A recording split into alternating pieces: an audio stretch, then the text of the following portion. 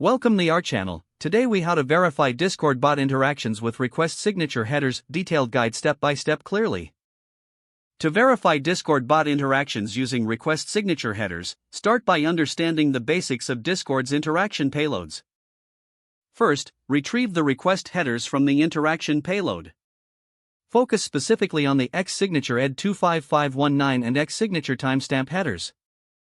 Next, gather your public key, which is available in your Discord developer portal. Now, compute the signature using the ed25519 algorithm.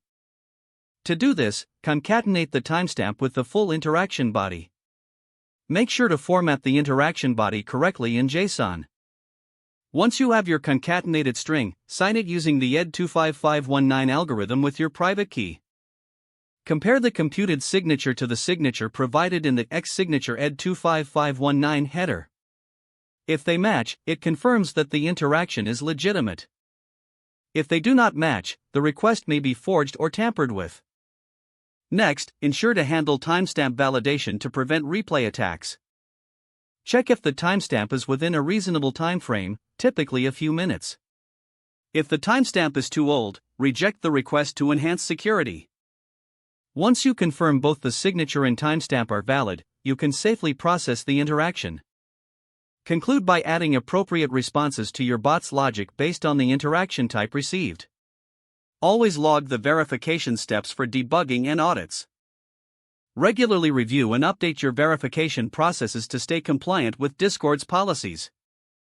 If the page does not load, refresh the browser or try again in a private or incognito window.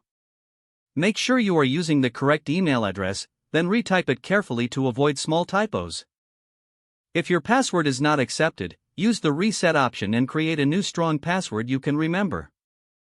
Check your spam folder for verification or security emails, then complete any requested confirmation steps. Enable two-factor authentication if available to improve account security and reduce unauthorized access risk. After signing in, review your profile details so your contact information and settings are accurate and current. If you see an error message, note it down and try again after restarting your device and internet connection. Log out when you finish, especially on shared devices, to keep your account and payment information secure. If the page does not load, refresh the browser or try again in a private or incognito window.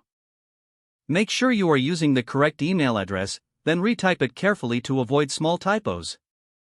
Don't forget to like this video and subscribe to our channel for more step-by-step tech guides.